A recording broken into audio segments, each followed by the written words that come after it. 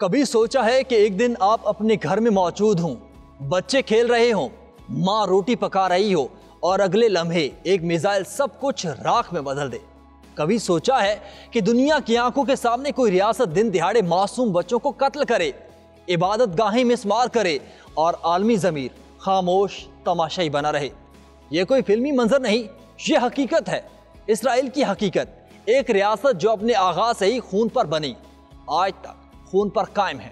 فلسطین، لبنان، شام اور اب ایران سب اس کے نشانے پر ہیں، اور دنیا وہ تماشائی جس کے ہاتھ میں قراردادیں ہیں لیکن دل میں منافقت۔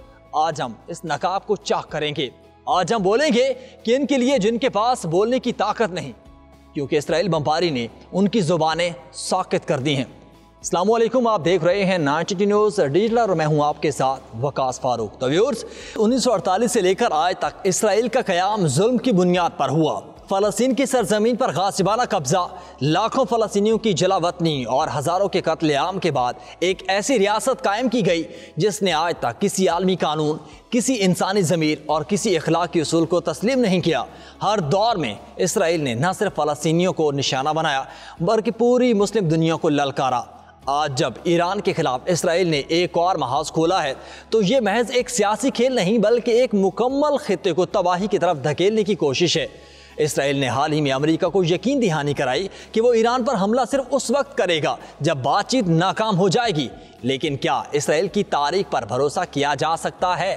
یہ وہی ریاست ہے جس نے اقوام متحدہ کی قراردادوں کو ہمیشہ ردی کی ٹوکری میں پھینکا، جو ریاست بچوں کو دہشت گرد کہہ کر ان کے خلاف بم استعمال کرتی ہے۔ اس کے وعدے جھوٹ سے زیادہ کچھ نہیں۔ گزشتہ دنوں اسرائیلی وزیر اعظم بنیامین نیتن یاہو کی ایک آڈیو لیک ہوئی جس میں وہ اپنے وزیر دفاع کے سیاسی خاتمے کی بات کرتے ہیں۔ یہ ثابت کرتا ہے کہ اسرائیل کے تمام تر فیصلے صرف اقتدار بچانے کے لیے کیے جاتے ہیں، نہ کہ عوامی سلامتی یا پھر خطے کے امن کے لیے۔ نیتن یاہو کی سیاست ہمیشہ خوف، سازش اور جنگ پر مبنی رہی۔ اگر کوئی یہ سمجھے کہ اسرائیل صرف فلسطین تک محدود ہے تو وہ سخت غلطی پر ہے۔ اسرائیل کا منصوبہ گریٹر اسرائیل کا ہے، جس میں عراق، شام، لبنان اور اردن جیسے ممالک بھی شامل ہیں، اور اسی خواب کو شرمندہ تعبیر کرنے کے لیے وہ مسلسل جنگ کے حالات پیدا کر رہا ہے۔ شام میں حزب اللہ کو نشانہ بنانا، لبنان کی فضا میں ڈرونز بھیجنا اور ایران کے جوہری سائنسدانوں کو قتل کرنا، یہ سب اسرائیلی ایجنڈے کا حصہ ہے۔ لیکن سب سے بڑی خاموشی عالمی طاقتوں کی ہے۔ امریکہ ہر سال اسرائیل کو $3 ارب سے زیادہ کی امداد دیتا ہے، اور جب وہ بے گناہوں کا قتل عام کرتا ہے تو محض تشویش کا اظہار کرتا ہے۔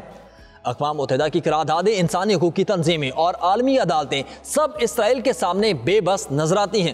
یہ سب منافقت کا وہ چہرہ ہے جو دنیا کے سامنے بے نقاب ہو چکا ہے، اور اس سب کے بیچ فلسطینی عوام جو کبھی امن کے خواب دیکھتے تھے آج زندہ رہنے کی جدوجہد میں مصروف ہیں۔ ان کے لیے زندگی کا ہر دن ایک جنگ ہے۔ نہ پانی ہے، نہ بجلی، نہ دوا، نہ ہی تعلیم۔ اسرائیل نے ان کی زمین کو قید خانہ بنا دیا اور پھر دنیا کو یہ باور کراتا ہے کہ وہ محض اپنی سیکیورٹی کے لیے اقدامات کر رہا ہے۔ ایران پر حملے کی منصوبہ بندی اس بات کا ثبوت ہے کہ اسرائیل صرف دفاعی پالیسی نہیں بلکہ جارحانہ حکمت عملی پر یقین رکھتا ہے، اور ایران کو خطرہ کہنا دراصل ان تمام آوازوں کو خاموش کرانا ہے جو اسرائیلی مظالم کے خلاف اٹھتی ہیں۔ ایران نے ہمیشہ فلسطینی مزاحمت کی حمایت کی، اور یہی بات اسرائیل کو گوارا نہیں۔ اسرائیل چاہتا ہے کہ کوئی بھی طاقت اس کے ظلم کے خلاف نہ بولے، نہ ہی کھڑا ہو۔ Amnesty International, Human Rights Watch اور دیگر تنظیموں نے اسرائیل کو ایک اپارتھائڈ ریاست قرار دیا، یعنی کہ ایک نسل پرست، امتیازی اور ظالم ریاست۔ مگر یہ آوازیں صرف رپورٹس میں محدود رہتی ہیں، عملی اقدامات کوئی نہیں کرتا، کیونکہ اسرائیل کے پیچھے وہ عالمی طاقتیں کھڑی ہیں جو ہر ظلم کو تحفظ فراہم کرتی ہیں۔ اور حیرت کی بات یہ ہے کہ مصر جیسے اسرائیل کے خلاف ہونا چاہیے، وہ بھی اس کھیل کا حصہ بن چکا ہے۔ حالیہ دنوں میں غزہ کی جنگ کے دوران مصر نے بے گھر فلسطینیوں کو اپنی سرزمین پر جگہ دینے سے انکار کیا۔ یہ وہی مصر ہے جسے امریکہ ہر سال اربوں ڈالر دیتا ہے اور جسے اسرائیل علاقائی استحکام کا ستون قرار دیتا ہے۔ ایسے میں مسلم دنیا کی خاموشی، ان کی بے حسی اور مصلحت پرستی سوالیہ نشان بن چکی ہے۔ ہمیں یہ سوچنا ہوگا اور سمجھنا ہوگا کہ جنگیں اب صرف ہتھیاروں سے نہیں بلکہ ویزوں، پابندیوں اور میڈیا کے جھوٹ سے لڑی جا رہی ہیں۔ اسرائیل نے عالمی میڈیا پر بھی قبضہ کر لیا، جہاں پر مظلوم فلسطین کو دہشت گرد بنا کر دکھایا جاتا ہے اور ہر اسرائیلی فوجی کو ہیرو۔ اگر کسی فلسطینی ماں کے بیٹے کو مار دیا جائے تو یہ خبر نہیں بنتی، مگر اگر کوئی پتھر پھینک دے تو وہ عالمی خطرہ قرار پاتا ہے۔ ہماری خاموشی اسرائیل کی طاقت ہے، ہماری تقسیم ہماری کمزوری ہے۔ اگر آج ہم نے فلسطین کے لیے نہ بولا تو کل یہی ظلم ہمیں نگل جائے گا۔ اسرائیل صرف ایک ریاست نہیں بلکہ ایک نظریہ ہے، ایک ایسا نظریہ جو خون، تباہی اور نفرت پر قائم ہے۔ اب وقت آ گیا ہے کہ ہم اس نظریے کو للکاریں۔ میڈیا، سوشل میڈیا، تعلیمی ادارے، مساجد، ممبر، ہر جگہ اس سچائی کو بیان کریں۔ ہمیں اپنے بچوں کو بتانا ہوگا کہ ظلم کے خلاف کھڑے ہونا فرض ہے، خاموشی گناہ ہے۔ آج آپ کے ہاتھ میں طاقت ہے، کیمرے کے پیچھے، اسکرین کے آگے، ماؤس کی کلپ پر، شیئر کے بٹن میں۔ آج آپ آواز بنیں ان کے لیے جن کی آواز سلب کر لی گئی۔ اسرائیل کے خلاف بولنا کسی ایک مذہب کی حمایت نہیں بلکہ پوری انسانیت کا فریضہ ہے، کیونکہ جب ظلم سر عام ہو اور دنیا خاموش ہو تو بولنے والا ہی اصل مجاہد ہوتا ہے۔